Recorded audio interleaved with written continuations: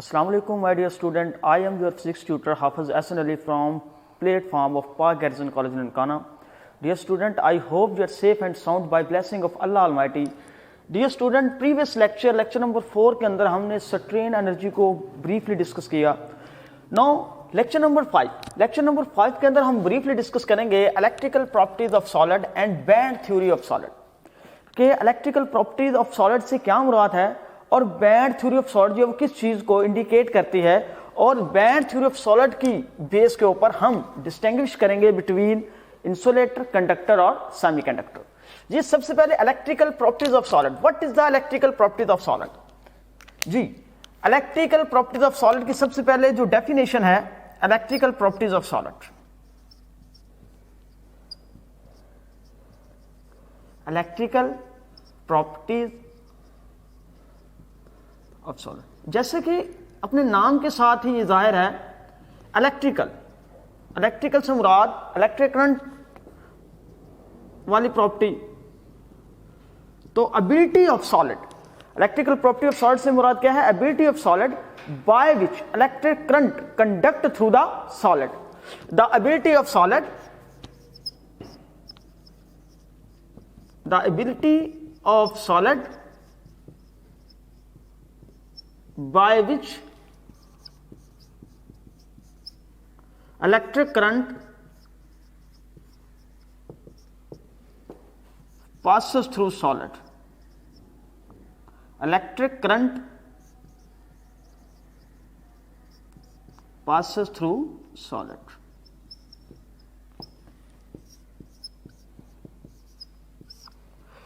यानी कि किसी सॉलिड की वो खासियत जिसकी बिना पर उस सॉलिड में से करंट पास होता है, उसे हम कहते हैं इलेक्ट्रिकल प्रॉपर्टीज ऑफ सॉलिड. अब इस प्रॉपर्टी के डिफरेंट होने की वजह से हम सॉलिड को 3 टाइप्स में डिस्टिंग्विश करते हैं, 3 टाइप्स में इसको डिवाइड करते हैं. हमारे पास सॉलिड 3 तरह का होता है. सॉलिड की जो टाइप्स है, सबसे पहले इसमें सबसे पहला जो है वो है कंडक्टर.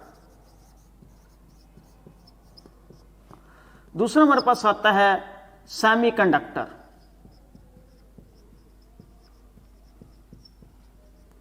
तीसरा हमारे पास आता है इंसुलेटर. डियर स्टूडेंट, सबसे पहले हमने बात की थी इलेक्ट्रिकल प्रॉपर्टीज ऑफ सॉलिड के बारे में.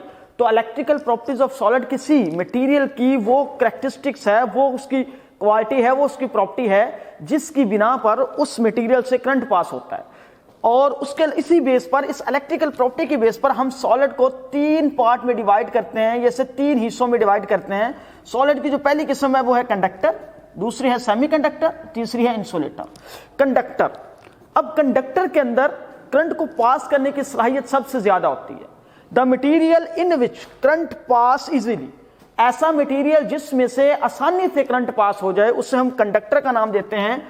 और इसकी कंडक्टिविटी होती है 10 की पावर 7 पर ओहम मीटर. जो कंडक्टर होता है इसके अंदर इसकी कंडक्टिविटी बहुत ज्यादा होती है, यानी इसके अंदर करंट को पास करवाने की सलाहियत जो है वो सबसे ज्यादा होती है एज कंपेयर टू सेमीकंडक्टर और इंसुलेटर. तो कंडक्टर ऐसा मटेरियल होता है जिसमें से आसानी से करंट पास हो जाए. The material in which current passes easily which is called conductor. On the basis of conductivity, इसकी कंडक्टिविटी होती है 10 की पावर 7 पर ohm metre. Secondly, semiconductor. Semiconductor have the property between conductor and insulator. जो semiconductor होता है ये एक ऐसा मटेरियल होता है जिसकी प्रॉपर्टी कंडक्टर और इंसुलेटर के दरमियान में होती है. यानी कुछ कंडीशन के तहत ये कंडक्टर के तौर पे बिहेव करती है, कुछ कंडीशन के तहत ये इंसुलेटर के तौर पे बिहेव करती है. इट मीन जो कंडक्टर है, ये अगर इसे खास कंडीशन दी जाए तो कुछ खास कंडीशन में ये कंडक्टर के तौर पे बिहेव करेगी और कुछ खास कंडीशन में ये इंसुलेटर के तौर पे बिहेव करेगी. तो सेमीकंडक्टर क्या है?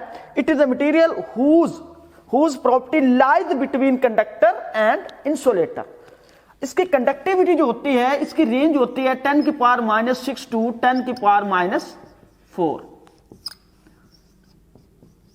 पर ओहम मीटर. उसके बाद जो तीसरा सॉलिड हमारे पास आता है, सॉलिड की तीसरी टाइप जो आती है वो इंसुलेटर. ये ऐसा मटेरियल होता है जिसमें से करंट आसानी से पास नहीं होता, इसको हम इंसुलेटर का नाम देते हैं। और इसकी कंडक्टिविटी की वैल्यू बहुत ही स्मॉल होती है। इसकी कंडक्टिविटी की वैल्यू क्या होती है? बहुत ही स्मॉल होती है। तो डियर स्टूडेंट, ये इलेक्ट्रिकल प्रॉपर्टीज ऑफ सॉलिड में हमने सॉलिड के तीन टाइप डिस्कस की, कंडक्टर, उसकी कंडक्टिविटी, सेमीकंडक्टर, उसकी कंडक्टिविटी, और इंसुलेटर। अब हम बात करते हैं energy band theory.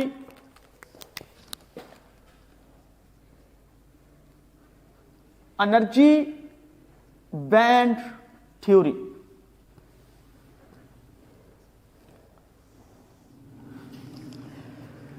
Energy band theory जो है, इसकी बेस पर हम सॉलिड की तीन टाइप जो हमने डिस्कस की, कंडक्टर, सेमीकंडक्टर और इंसुलेटर, में फर्क करते हैं। ये distinguish between theory used to distinguish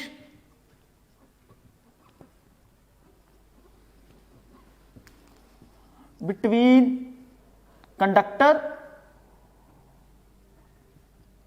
semiconductor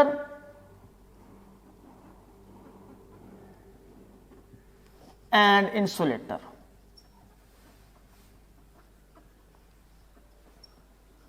जी, इस थ्योरी की बुनियाद पर हम कंडक्टर, सेमीकंडक्टर और इंसुलेटर में क्या करते हैं? फर्क करते हैं। जी, सबसे पहले बात करते हैं हम बेसिक की। तो देखें, एक सिंगल आइसोलेटेड एटम है, इसका ये न्यूक्लियस है जिसमें प्रोटॉन और न्यूट्रॉन होते हैं। हाइड्रोजन एटम कंसीडर कर लें, और इसके शेल के अंदर एक इलेक्ट्रॉन जो है वो रिवॉल्व कर रहा है। It mean consider a single isolated atom in which electron bound with the nucleus. इसमें ये इलेक्ट्रॉन जो है एक न्यूक्लियस के साथ बाउंड है। ये सिंगल आइसोलेटेड एटम की बात हो रही है। जबकि सॉलिड के अंदर क्या होता है? सॉलिड के अंदर एटम बहुत करीब करीब होते हैं। जब एटम बहुत करीब करीब होते हैं, करीब करीब होने की वजह से ये एक दूसरे के साथ क्या होता है? बहुत करीब करीब होते हैं, तो एक का शेल दूसरे के साथ क्या करता है? ओवरलैप करता है। ये देखिए, जब ऐसा होता है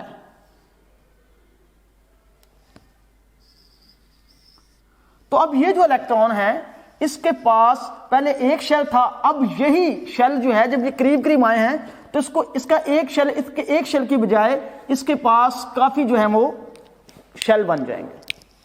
ये देखिए, इधर भी, ये भी इसको इधर भी जा सकता है। ये अगर इधर से जाएगा तो इधर भी ये जा सकता है। अब इसके साथ यही इलेक्ट्रॉन इसके अंदर भी आ सकता है, और यही इलेक्ट्रॉन जो है वो इसके अंदर भी आ सकता है।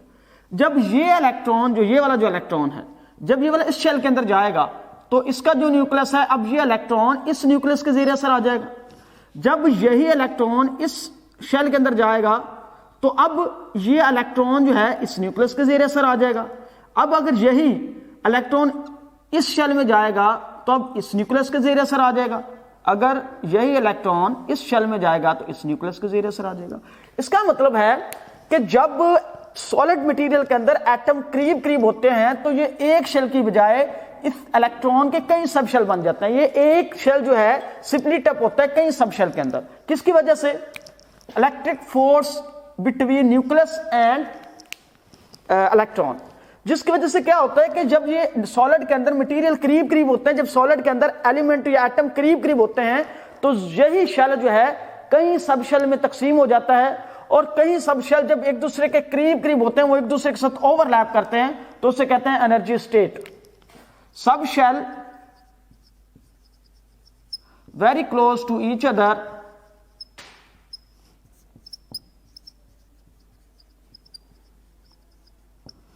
subshell very close to each other and overlap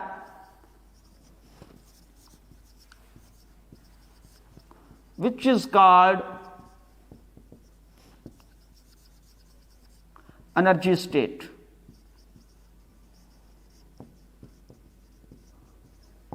तो अभी हमने बात की जब सॉलिड के अंदर एटम्स करीब करीब होते हैं तो वही एक शेल जो है वो स्प्लिट अप होता है कई सब शेल के अंदर, और कई सब शेल जब इकट्ठे होते हैं और एक दूसरे के साथ ओवरलैप करते हैं तो बनता है एनर्जी स्टेट।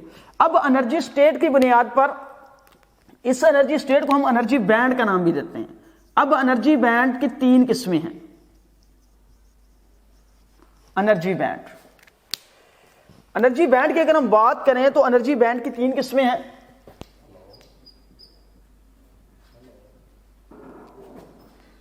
एनर्जी बैंड ये 3 तरह का होता है। वैलेंस बैंड,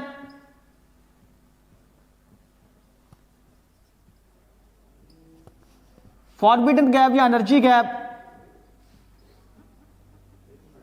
इसका दूसरा नाम है फॉरबिडन बैंड, और यह है conduction band.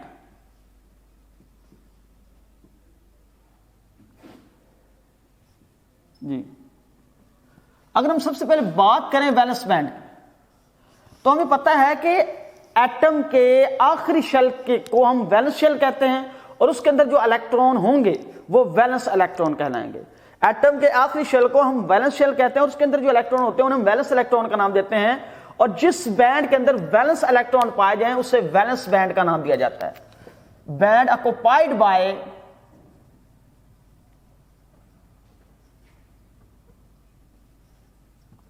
Valence electron.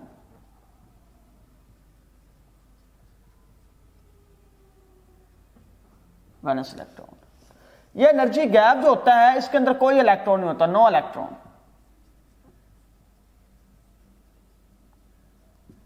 Energy gap के अंदर कोई इलेक्ट्रॉन नहीं होता। इसकी मिसाल कैसे है कि जैसे कि आपके पास एक हाइड्रोजन एटम है, इसमें ये पहला न्यूक्लियस है, पहला शेल के है, उसके बाद दूसरा शेल है एल। अब के और एल के दरमियान ये जो जगह है ना, इसको कहते हैं एनर्जी गैप।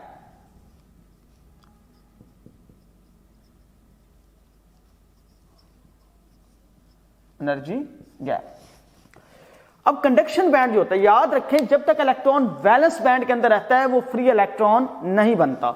जब इलेक्ट्रॉन वैलेंस बैंड से कंडक्शन बैंड में जाता है तो वो इलेक्ट्रॉन बन जाता है फ्री इलेक्ट्रॉन, और उसी की वजह से कंडक्टर या सेमीकंडक्टर के अंदर करंट जो है वो फ्लो करता है। कंडक्शन बैंड जो होता है ये वैलेंस बैंड से ऊपर होता है, वैलेंस बैंड से ऊपर होता है। याद रखें जो कंडक्शन बैंड होगा, वैलेंस बैंड की प्रॉपर्टी पहले क्या है कि ये पार्शियली फील्ड होता है या ये कंप्लीटली फील्ड होता है। याद रखें हमारे पास सबसे बड़ी बात होती है कि जो वैलेंस बैंड होता है ये पार्शियली फील्ड होता है या कंप्लीटली फील्ड। पहली बात, पार्शियली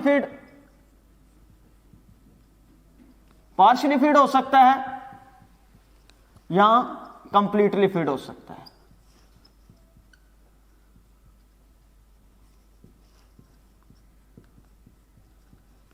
जो हमारे पास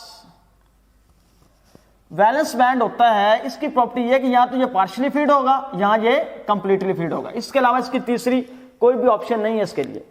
उसके बाद जो हमारे पास कंडक्शन बैंड होता है, ये पहला पॉइंट ये वैलेंस बैंड से ऊपर होता है। अगर ये हमारा वैलेंस बैंड है, वैलेंस बी का मतलब बैंड, तो इस ऊपर वाला होगा कंडक्शन बैंड, सी का मतलब कंडक्शन, बी का मतलब बैंड, कंडक्शन बैंड, और इनके दरमियान ये जो है ये एनर्जी गैप है। अब कंडक्शन बैंड जो होता है ये वैलेंस बैंड से अबव होता है, उससे ऊपर होता है। इसकी दो प्रॉपर्टी हो सकती हैं, पहला यहां पार्शियली फील्ड होगा,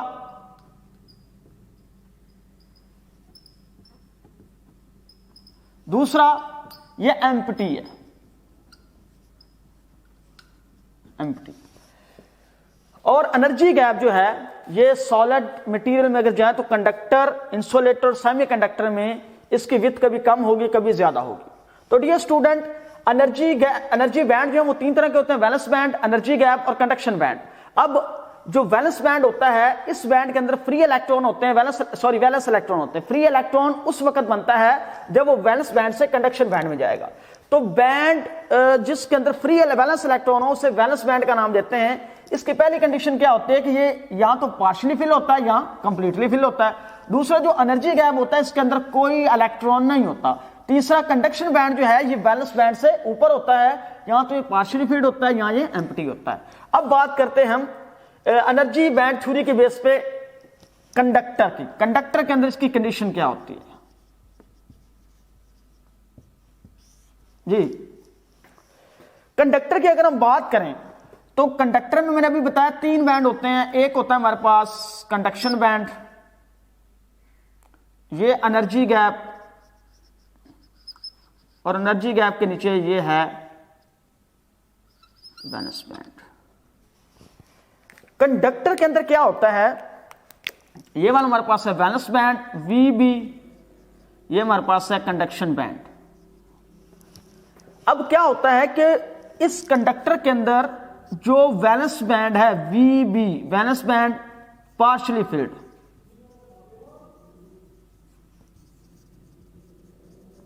दूसरा conduction band CB, conduction band partially field,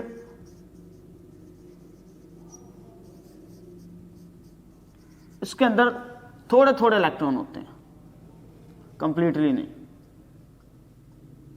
partially field है, अंदर जो है ये इलेक्ट्रॉन है। अब देखें इनके दरमियान एनर्जी गैप क्या है, ये बहुत स्मॉल है, स्मॉल एनर्जी गैप,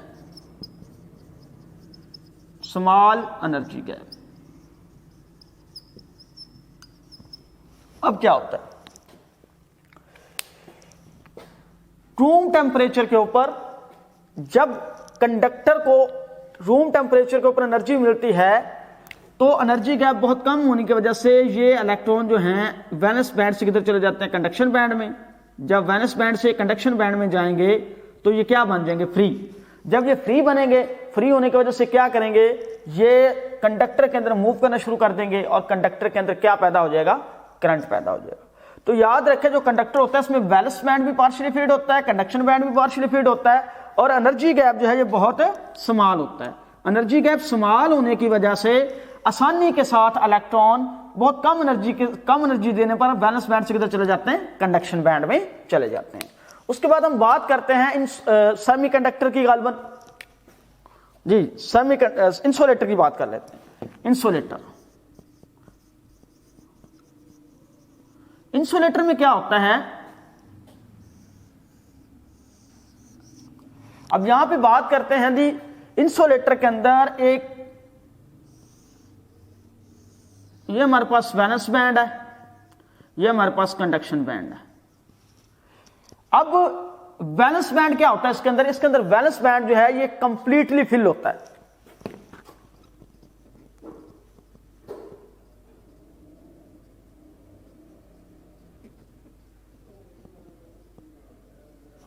और जो कंडक्शन बैंड है ये एम्प्टी होता है और ये होता है एनर्जी गैप।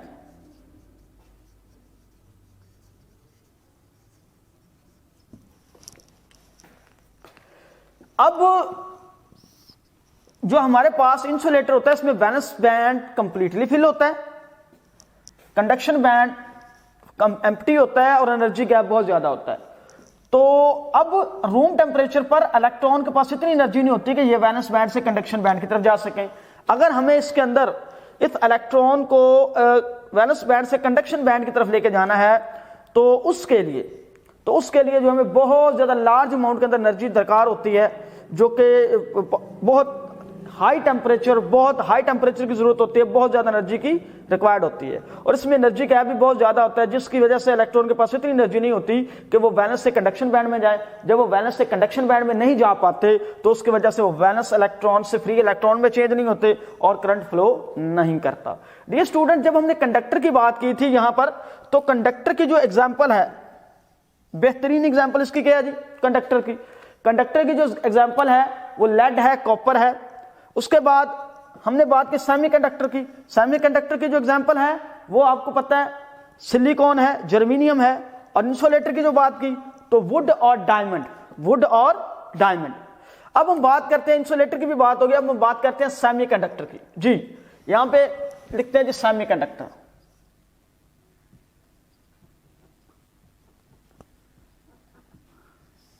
जी सेमीकंडक्टर ये ऐसा मटेरियल होता है जिसकी प्रॉपर्टी कंडक्टर और इंसुलेटर के दरमियान में होती है, इसकी प्रॉपर्टी होती है। अभी जो सेमीकंडक्टर होता है इसमें क्या होता है कि इसमें